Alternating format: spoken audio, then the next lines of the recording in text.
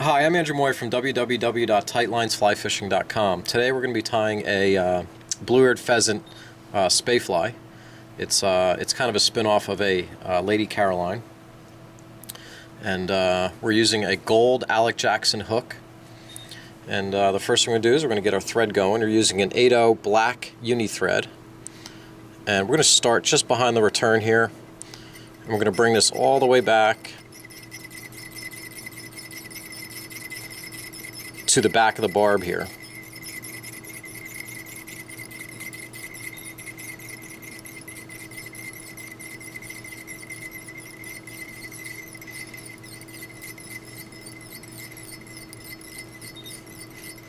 We're going to lay a real nice thread base, and we're just going to break that thread. So we're right at the back of the barb there. The first thing we're going to tie in is a piece of flat gold Legarton tinsel. This is a size medium, and you can tie it in flat. It works well. You can also cut this at an angle so you get more of a point, and that's a good way to tie that in. And we're going to lock that in right there, and we're going to bring the thread forward to the point of the hook, about right there, and we're going to wrap that. And each wrap should be just touching the one previous. Tie that off.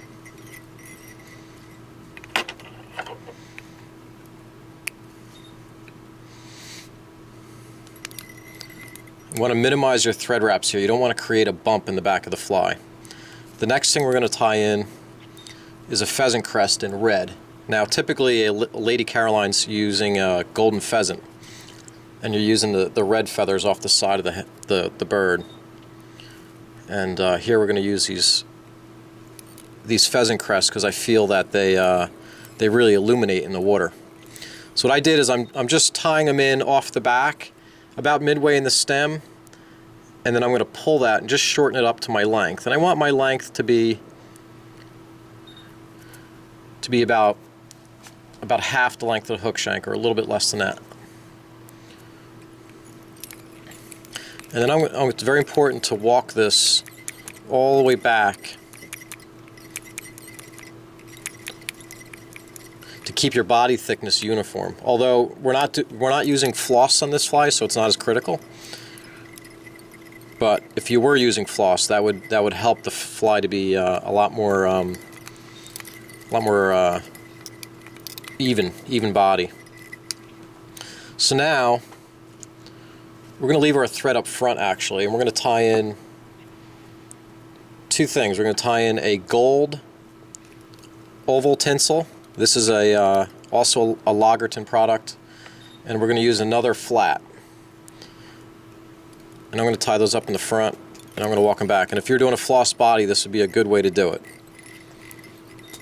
Again, we're not doing a floss body, we're doing a dubbing. I could have tied these in the back here because the body thickness isn't going to matter since we're using a dubbing. The next thing we're going to tie in, we're going to dub the fly. We're going to use olive seal. It's obviously a great dubbing for salmon and steelhead flies. And we're just going to take a little bit at a time. You can see a very sparse amount, almost nothing. We're going to spin that onto the thread, a little bit at a time. Get that tight in the beginning there.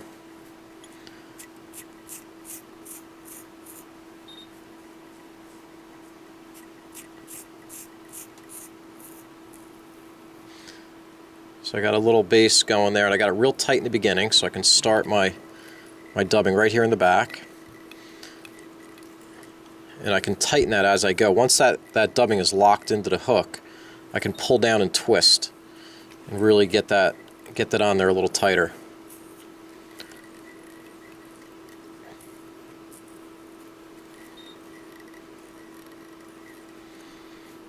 And I'm going to dub forward 2/3 of the way for now. And then my next step is going to be to tie in a blue-eared pheasant hackle.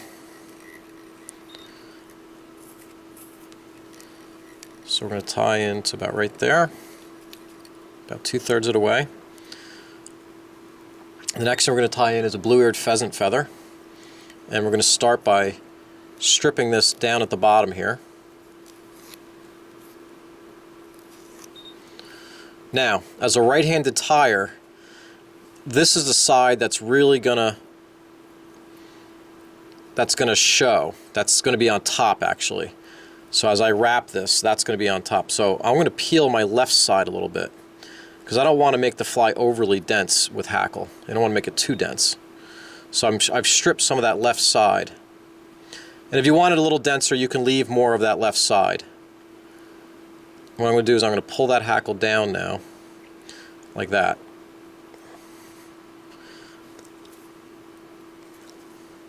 And what I'm going to do is I'm going to pull that back, and my tie-in point's going to be right there. So I'm going to tie that in right here.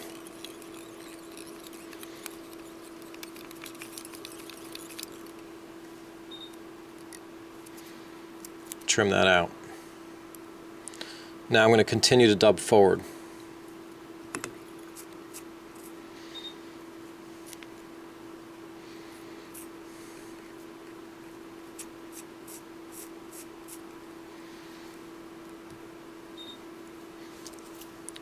If you have to, get that feather a little wet.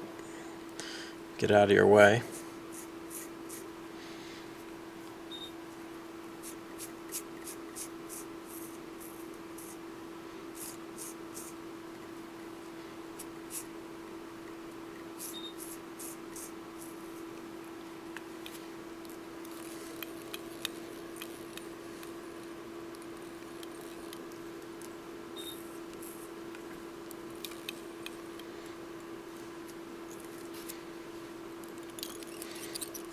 And leave yourself a little bit of room for a head. Now the next thing we're gonna wrap our flat tinsel forward. We're gonna do 5 turns of tinsel through the body. So we're gonna evenly space. Think about our 3rd wrap going through the middle.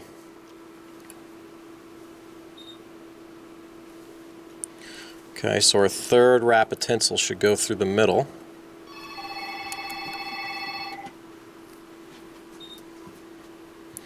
And then our 4th wrap should go right in front of the blue-eared pheasant. And then our 5th wrap should go in the front, and it should be tied off underneath like that.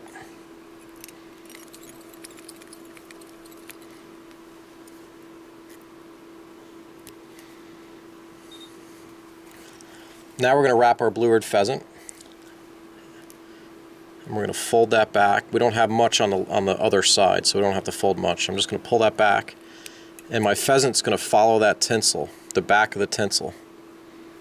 So the 1st wrap goes around that 4th turn, right at the back of that 5th turn, and then I'm going to finish the feather in front here.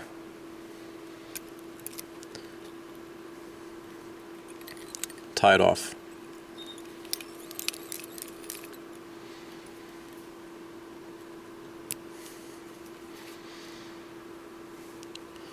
Now I'm going to counter rib. I'm going to counter rib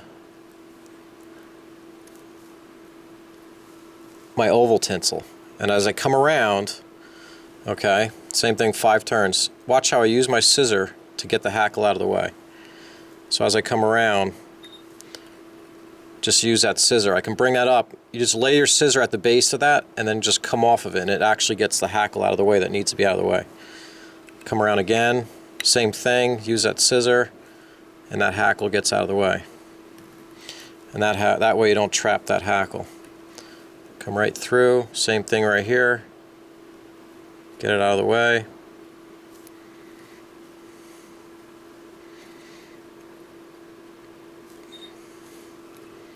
And that should get tied off underneath right there.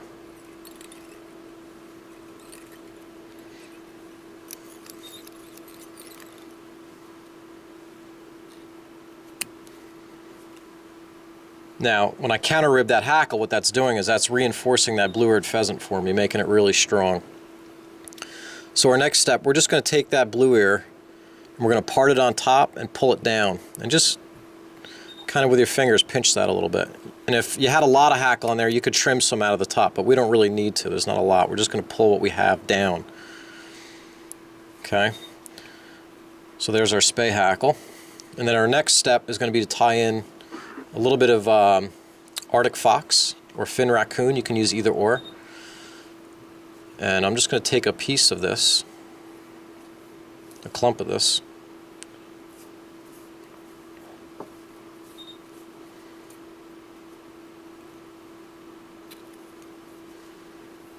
Now this has a natural curve to it, which you can see.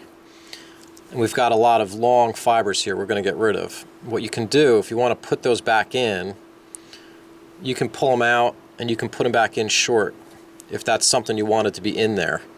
Or you can pull them out and just use that underfur as your wing. Either way. I'm gonna pull some of these out, leave a couple in there. And that becomes my wing there. And that way I'm going to lay over. That's going to be just about the length of the tail there. And what I do, watch how I line my finger up, my nail up with the front of the dubbing. So now I know I can come in and I cut this square in front of my finger. And that's going to be where I'm tying in. So now I can just bring that over, drop it in, and very easily lock that in.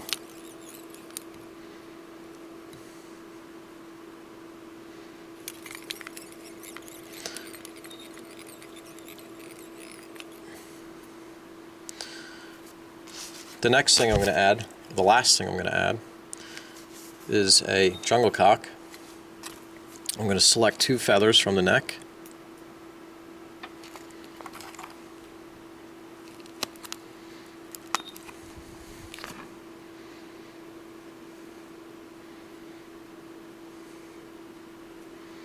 And I'm going to peel that neck back a little bit. And what I'm going to do is I'm going to just lay that on there, catch it with my thumb, a few loose turns, and I'm going to tuck that underneath the thread a little bit so that lays nice.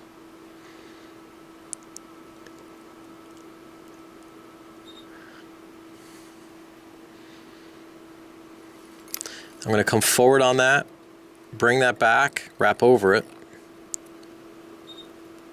trim it out. And then I'm going to do the same thing on the other side.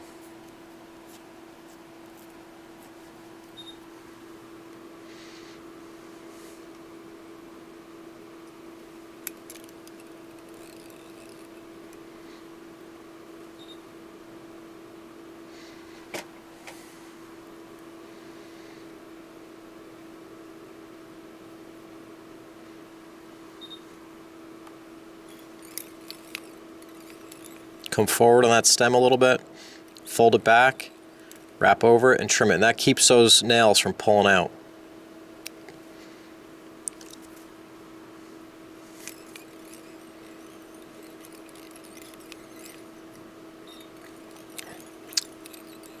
And that's your fly. I'm just going to give it a whip finish.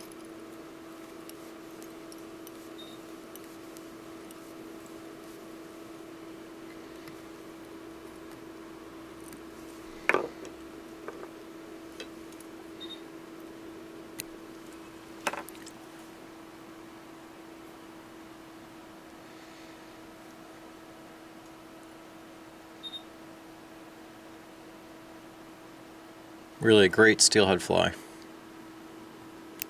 Give it a try.